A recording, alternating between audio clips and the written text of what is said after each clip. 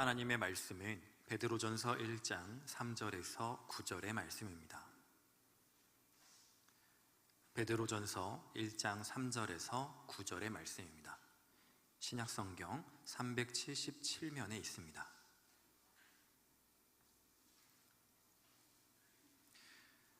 우리 주 예수 그리스도의 아버지 하나님을 찬송하리로다. 그의 많으신 긍휼대로 예수 그리스도를 죽은 자 가운데서 부활하게 하심으로 말미암아 우리를 거듭나게 하사 산 소망이 있게 하시며 썩지 않고 더럽지 않고 쇠하지 아니하는 유업을 있게 하시나니 곧 너희를 위하여 하늘에 간직하신 것이라. 너희는 말세에 나타내기로 예비하신 구원을 얻기 위하여 믿음으로 말미암아 하나님의 능력으로 보호하심을 받았느니라. 그러므로 너희가 이제 여러 가지 시험으로 말미암아 잠깐 근심하게 되지 않을 수 없으나 오히려 크게 기뻐하는도다. 너희 믿음의 확실함은 불로 연단하여도 없어질 금보다 더 귀하여 예수 그리스도께서 나타나실 때에 칭찬과 영광과 존귀를 얻게 할 것이니라. 예수를 너희가 보지 못하였으나 사랑하는도다. 이제도 보지 못하나 믿고 말할 수 없는 영광스러운 즐거움으로 기뻐하니 믿음의 결국 곧 영혼의 구원을 받음이라. 아멘. 우리가 교회입니다. 예수님을 그리스도로 믿는 사람들인 우리가 교회입니다. 그리스도는 사람을 죄와 죽음에서 구원하시는 메시아이십니다. 예수님은 이 세상에 오신 하나님으로서 사람의 죄를 위하여 십자가를 지었고 영원한 생명의 길이 되기 위해 부활하셨습니다. 십자가에서 돌아가셨으나 부활하신 예수님이 그리스도이심을 믿는 저와 여러분이 교회임을 확신하시기를 주의 이름으로 축복합니다. 예수님께서 십자가에서 돌아가시고 사흘째가 되는 그날에 두 사람이 예루살렘에서 한 30여리 떨어져 있는 엠마오라는 마을로 가고 있었습니다. 그들은 일어난 이 모든 일을 서로 이야기하고 있었지요. 그들이 이야기하며 토론하고 있는데 부활하신 예수님께서 가까이 가서 그들과 함께 걸으셨습니다. 그러나 그들은 눈이 가려져서 예수님을 알아보지 못하였습니다. 예수님께서 물으십니다.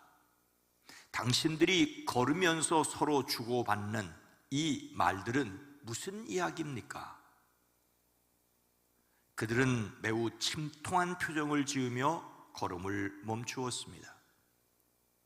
그들 가운데 하나인 그로바라 하는 사람이 예수님께 말하였습니다.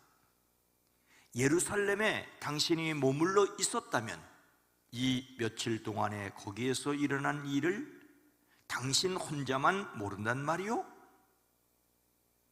무슨 일입니까? 나사렛 예수에 관한 일입니다. 그는 하나님과 모든 백성 앞에서 행동과 말씀에 힘이 있는 예언자셨습니다. 그런데 우리의 대제사장들과 제도자들이 그를 넘겨주어서 사형 선고를 받게 하고 십자가에 못 박아 죽였습니다. 지금 그들은 십자가에서 돌아가신 예수님께서 부활하여 그들과 함께 길을 걷고 계시는데 알아보지 못하고 오히려 예수님에 관한 이야기를 하고 있습니다. 참으로 놀랍지 않습니까? 그들은 이렇게까지 말합니다. 우리는 그분이야말로 이스라엘을 구원하실 분이라는 것을 알고서 그분에게 소망을 걸고 있었습니다. 그뿐 아니라 그런 일이 있은 지 벌써 사흘이 되었는데 우리 가운데서 몇몇 여자가 우리를 놀라게 하였습니다. 그들은 새벽에 무덤에 갔다가 그의 시신을 찾지 못하고 돌아와서 하는 말이 천사들의 환상을 보았다는 것입니다. 천사들이 예수님이 살아계신다고 말했다는 것입니다. 그래서 우리와 함께 있던 몇 사람이 무덤으로 가서 보니 그 여자들이 말한 대로 그분은 보지 못하였습니다.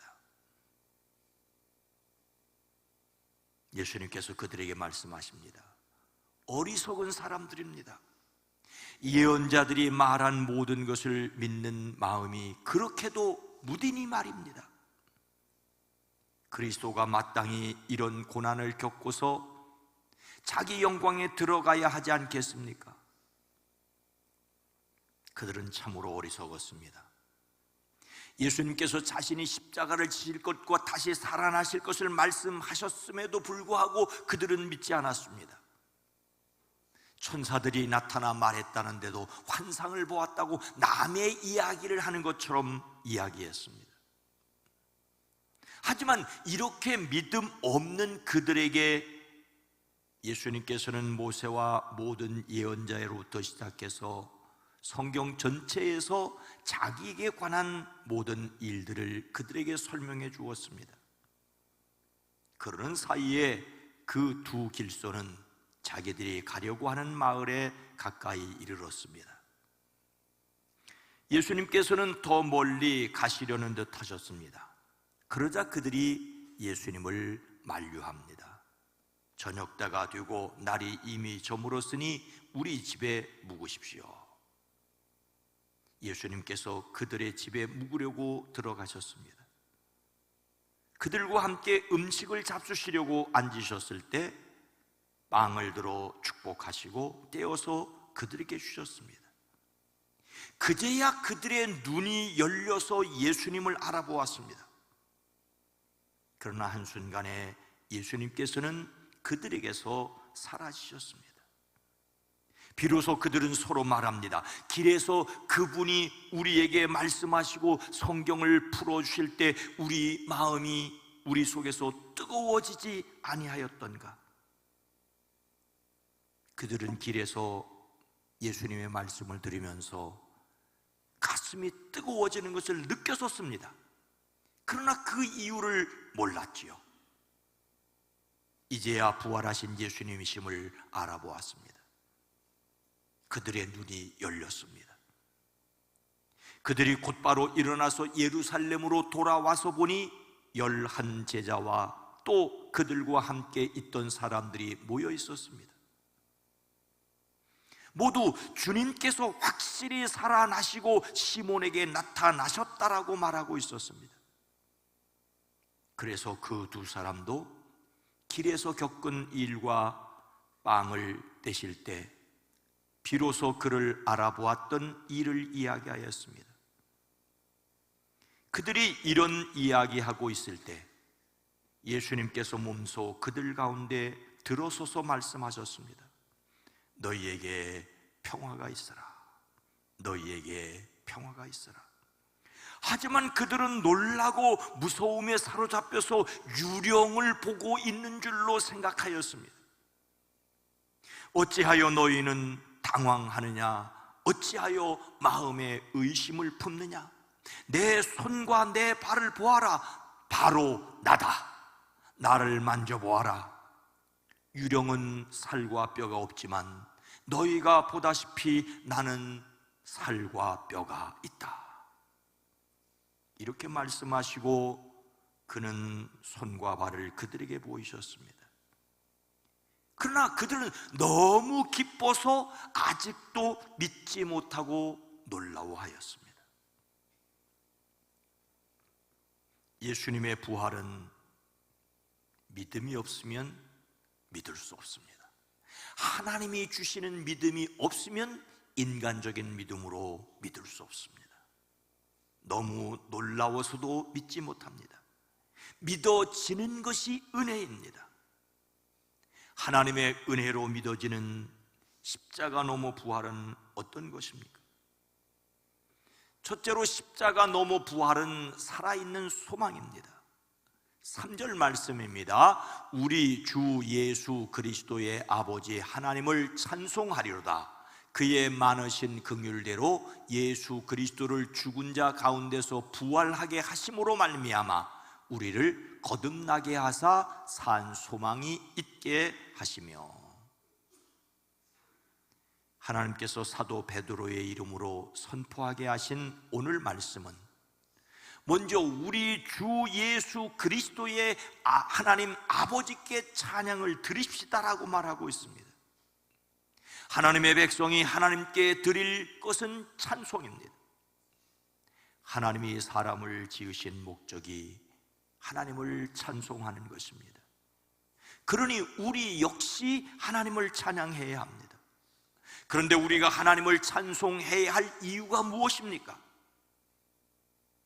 하나님께서 사람들에게 긍휼을 베푸셔서 거듭나게 하셨기 때문입니다.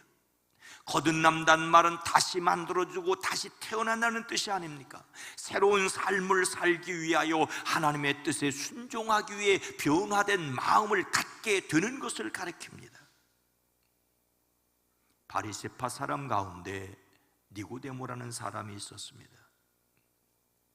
그는 유대인의 지도자였지요.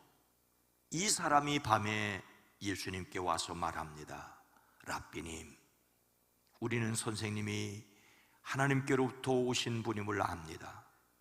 하나님께서 함께 하시지 않으시면 선생님께서 행하시는 그런 표징들은 아무도 행할 수 없습니다. 예수님께서 그에게 말씀하십니다. 내가 진정으로 너에게 말한다. 누구든지 다시 나지 않으면 하나님 나라를 볼 수 없다. 거듭남에 대하여 말씀하십니다. 하지만 그는 사람이 늙었는데 그가 어떻게 태어날 수 있겠습니까? 어머님 뱃속에 다시 들어갔다가 태어날 수야 없지 않겠습니까? 라고 이상한 말을 합니다. 예수님께서 대답하십니다. 내가 진정으로 너에게 말한다. 누구든지 물과 성령으로 나지 아니하면 하나님 나라에 들어갈 수 없다. 육으로 난 것은 육이요 영으로 난 것은 영이다. 너희가 다시 태어나야 한다고 내가 말한 것을 너는 이상히 여기지 말아라. 예수님은 성령으로 태어나야 할 것을 말씀하셨습니다. 거듭남은 성령님의 능력으로 하나님의 자녀가 다시 되어지는 것입니다. 하나님의 자녀로 다시 태어난다는 말은 하나님의 자녀가 아니었다는 말입니다. 빛의 자녀가 된다는 말은 빛의 자녀가 아닌 어둠의 자녀였다는 말입니다. 거듭났다는 말은 산 소망을 가지고 살아가게 되었다는 말입니다. 산 소망, 살아있는 소망인 소망 그 자체가 살아서 움직인다는 뜻이 아닙니까? 이 소망은 사람에게 생기를 불어넣어주고 살아갈 의미와 용기를 줍니다. 십자가에서 돌아가신 예수님께서 다시 살아나셨다는 소식을 듣고도 엠마오로 내려가던 사람들은 실망과 두려움에 사로잡혀 있었습니다. 그런데 예수님의 말씀을 듣고 가슴이 뜨거워지고 비로소 예수님을 알아보게 되자 그들은 등지고 떠났던 예루살렘으로 다시 돌아왔습니다. 이것은 절망에서 희망으로 돌아섰다는 정도가 아닙니다. 4절 말씀은 썩지 않고 더럽지 않고 쇠하지 아니하는 유업을 잊게 하시나니 곧 너희를 위하여 하늘에 간직하신 것이라. 영원하신 하나님의 나라, 하나님과 함께 살게 될 새 하늘과 새 땅을 소망하게 되었다는 것입니다. 저는 이것을 예수님께서 가르치신 기도를 인용하여 하늘에서 이루어진 것이라고 표현합니다. 요한 사도의 가르침을 통하여 영혼이 이미 잘 되었다라고 표현합니다. 영원한 하나님 나라를 바라보는 소망의 사람은 하늘에서 이루어진 것을 믿고 이미 영혼이 잘 되었기 때문에 이 땅에서도 그처럼 되어지기를 소망을 품고 살아가는 사람들입니다. 산 소망, 즉 살아있는 소망을 말하는 이유는 죽은 소망도 있다는 말이지요. 죽은 소망은 썩고 더러워지고 낡아 없어질 것에 대한 욕망입니다. 우리의 생존을 위하여, 그리고 다른 사람을 돕는 데 필요한 이 땅의 것들이 영원한 소망을 대신하지 말아야 합니다. 하늘에서 이루어진 것을 믿기에 믿는 바 그대로 세상에서 이루어가는 우리가 교회입니다. 우리의 믿음의 목표는 곧 자기 영혼의 구원을 받고 있는 것입니다. 십자가에서 돌아가셨으나 다시 살아나신 예수님을 믿음으로 구원을 받았고 장차 영원한 천국에 들어갈 것이고, 이 소망을 가지고 살아가니 또한 구원을 이루어가고 있다고 말할 수 있습니다. 참으로 소망은 놀랍습니다. 희망을 가진 사람들은 살아가는 의미가 있습니다. 소망은 믿는 대로 이루어질 것을 바라며 지금 용기를 가지고 살아내는 것입니다. 살아있는 소망 누리는 사람들 되기를 주의 이름으로 축복합니다. 살아있는 소망을 누리는 사람의 미래 삶은 어떤 모습일까요? 둘째로, 십자가 넘어 부활은 능력의 보호하심입니다. 5절 말씀입니다. 너희는 말세에 나타내기로 예비하신 구원을 얻기 위하여 믿음으로 말미암아 하나님의 능력으로 보호하심을 받았느니라. 하나님께서 우리의 믿음을 보시고 그의 능력으로 보호해 주시며 마지막 때에 나타나기로 되어 있는 구원을 얻게 해 주실 것을 약속하십니다. 그리고 그때까지 보호해 주실 것을 약속하십니다. 보호한다는 말은 본래 앞으로 나가서 멀리 보는 것을 가리킵니다.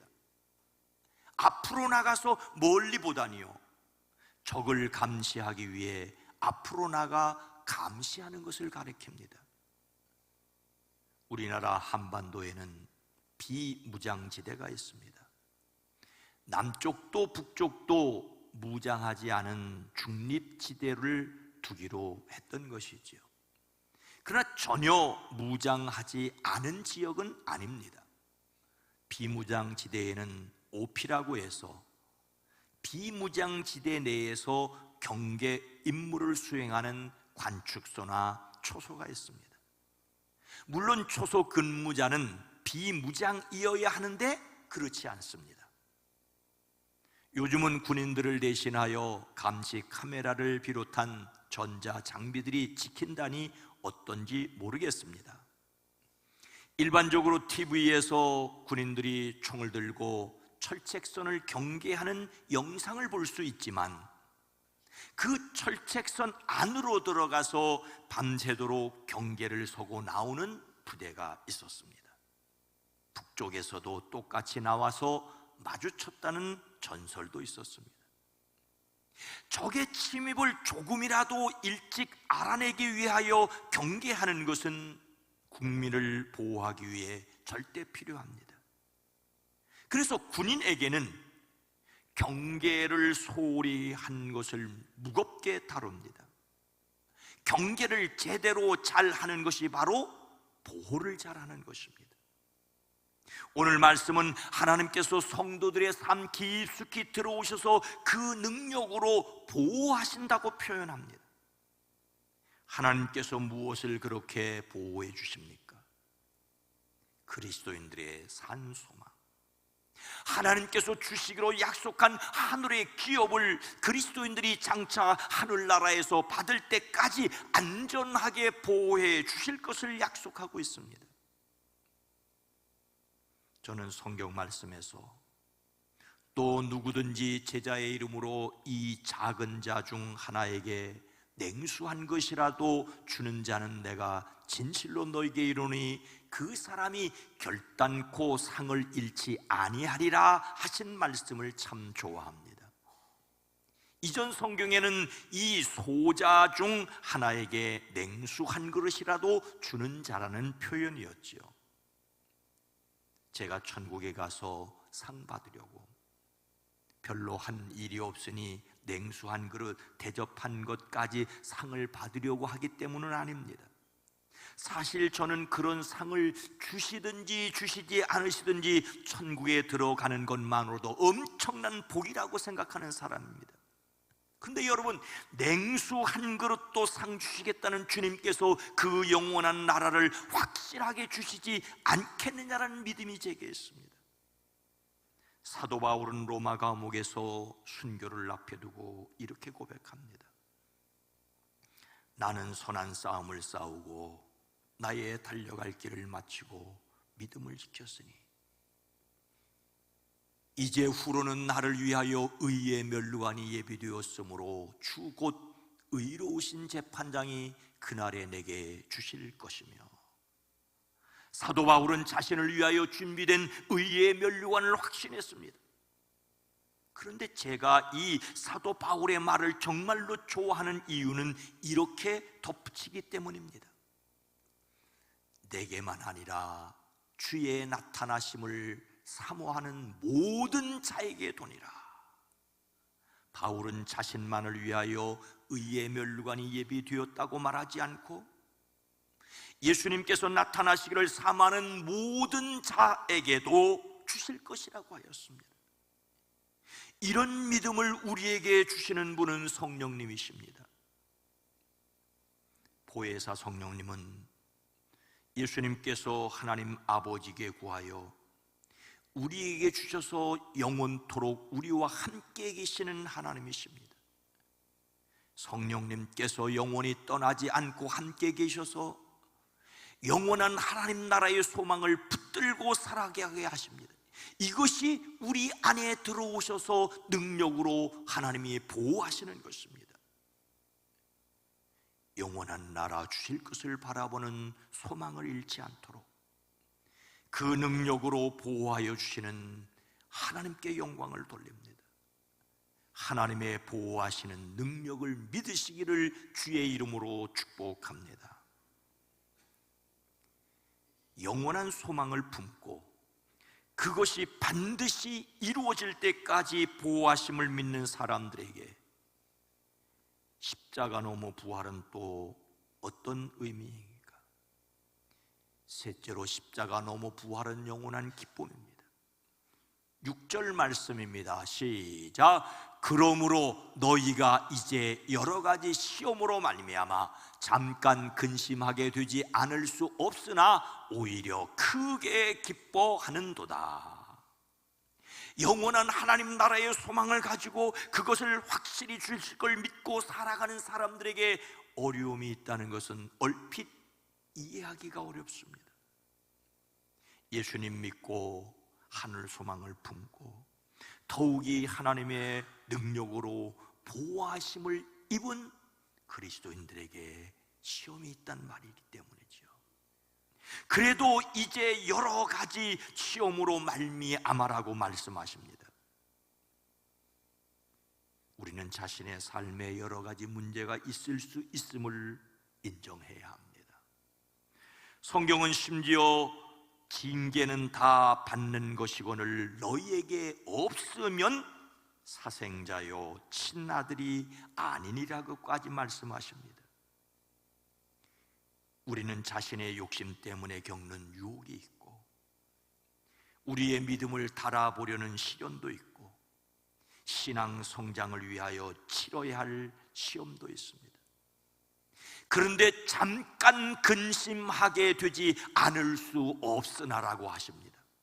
여기서 잠깐이라는 말에 주목하십시오. 때로는 우리 인생 전체를 통틀어 지배하고 괴롭히는 문제도 있을 수 있으나 이 역시 잠깐이라는 사실을 기억해야 합니다. 영원한 시간에 비추어 우리의 인생은 참으로 짧습니다. 그러니 견딜 수 있습니다. 보호하심을 믿기 때문입니다. 그래도 놀라운 것은 오히려 크게 기뻐하는도다라고 하십니다. 잠깐 근심이라는 말과 대조하여 크게 기뻐함을 말씀하십니다. 여기서 크게 기뻐한다는 말은 본래 기뻐 날뛰는 것을 말합니다. 좀 점잖지 않은 말로 미칠 듯이 기뻐한다는 뜻입니다. 좀 지나치다 싶을 정도로 기뻐하는 것이야말로 산 소망을 가진 사람의 특징입니다. 다윗은 예루살렘을 수도로 정하고 거기에 하나님의 말씀을 넣은 언약궤를 옮겨올 생각이었습니다. 처음에는 하나님의 궤를 꺼내서 수레에 싣고 오려다 실패했죠.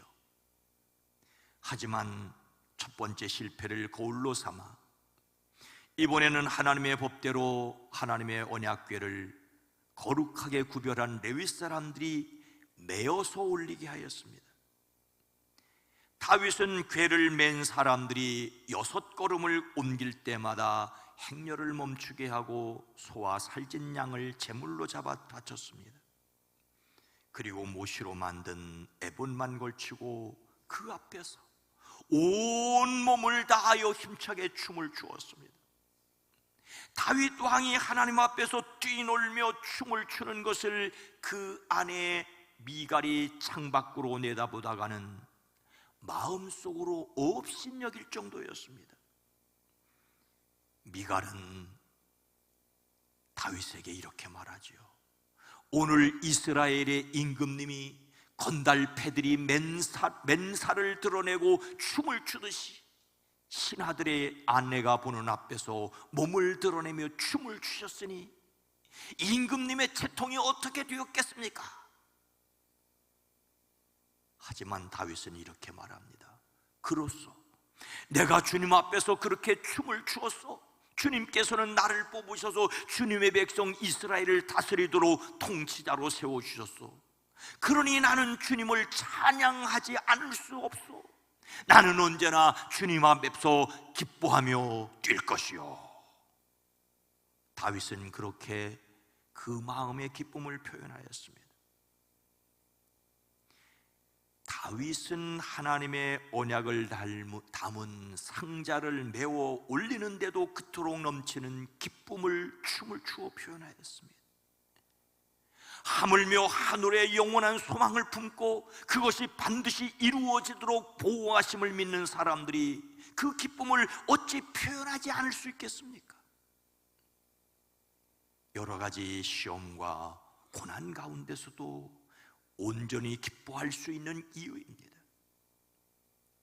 십자가에서 돌아가셨지만 부활하신 예수를 믿는 사람들을 하나님의 자녀로 다시 태어나게 하셨습니다. 그리고 영원한 하늘의 기업을 받는 산 소망을 주셨습니다. 구원의 최종 단계인 말세의 완전한 구원을 받을 때까지 보호하여 주실 것을 약속하셨습니다. 그러니 어찌 기뻐하지 않을 수가 있겠습니까? 오래전 참으로 많이 불렀던 복음송 가운데 내게 강같은 평화가 있지 않습니까? 3절은 내게 샘솟는 기쁨, 내게 샘솟는 기쁨, 내게 샘솟는 기쁨 넘치네. 할렐루야. 내게 샘솟는 기쁨, 내게 샘솟는 기쁨, 내게 샘솟는 기쁨 넘치네. 강같은 평화, 바다 같은 사랑이 시들해져서인지 더 이상 샘솟는 기쁨을 찬양하지 않는 듯합니다. 복음송은 유행을 타는데 지나서인지 아니면 그런 기쁨과 평화를 잃어버려서 부르기가 쑥스럽기 때문인지 아니면 기쁨이 메말라서인지는 몰라도 잘 부르지 않는 것은 사실입니다. 비록 유행을 타고 유행을 지날지라도 천국의 기쁨, 잠시 여러 가지 시련 속에서 어쩔 수 없이 슬픔을 느끼더라도 기뻐하십시오. 제한 없는 기쁨을 누리십시오. 예수님의 부활을 믿는 신앙은 기쁨입니다. 사랑하는 성도 여러분, 십자가 부활은 그리스도교 신앙의 가장 단순한 내용입니다. 그런데 부활이면 부활이지 왜 십자가 넘어 부활입니까? 그 많은 긍휼대로 예수 그리스도를 죽은 자 가운데서 부활하게 하셨기 때문입니다. 십자가 없이는 부활이 없습니다. 우리의 죄를 해결하시는 십자가가 있고 난 뒤에 다시 살게 하시는 부활만이 우리에게 의미가 있습니다. 십자가 그 너머에 있는 부활만이 그것을 믿는 사람들에게 살아있는 소망과 능력으로 보호하심, 그리고 영원한 기쁨을 누리게 하십니다. 사람의 눈에는 십자가가 가려서 그 너머의 부활이 보이지 않을 수 있습니다. 그래서 12 제자조차 다 예수님을 버리고 떠났습니다.